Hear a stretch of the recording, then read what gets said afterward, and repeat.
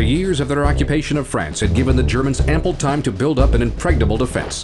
The German General Staff had envisioned turning Europe into a concrete fortress. Fortunately for the Allies, it was a fortress without a roof.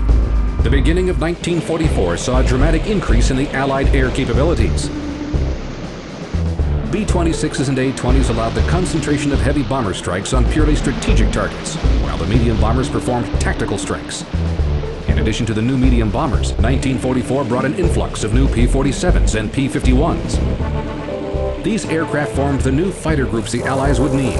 By March of 1944, all the elements were in position to begin the aerial assault against Germany's fortress.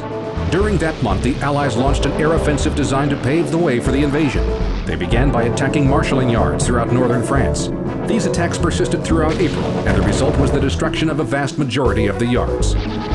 Locomotives, too, fell into the guns of the far-ranging fighters. That spring, trains carrying supplies and munitions didn't get far. Allied fighters descended on any train that dared move by daylight. By the end of April, the Axis had lost hundreds of locomotives. Other transportation systems were not immune. Barge traffic was brought to a standstill during the day.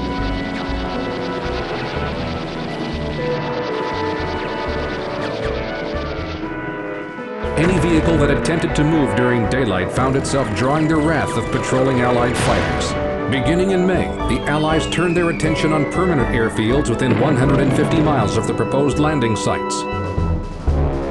Allied fighters strafed any and all German aircraft relentlessly. Airfield after airfield quickly fell victim to the marauding hordes of fighters. Nothing escaped their fury.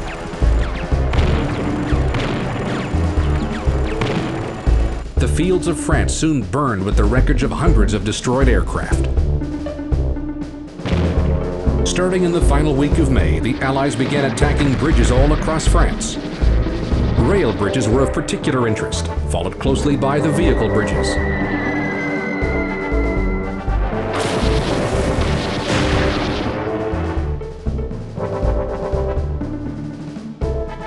However, the bridges over the Seine between Paris and Rouen were paramount.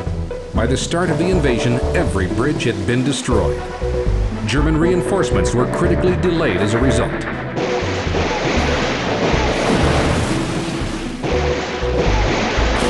The efforts of these preceding months quickly paid dividends in June, as the Allies stormed ashore at Normandy. Furthermore, their preparation time allowed them to build up the necessary men and equipment to secure their foothold in Europe. Later, the air forces would be instrumental in helping the Allies break out of that foothold and pursue the German army across France.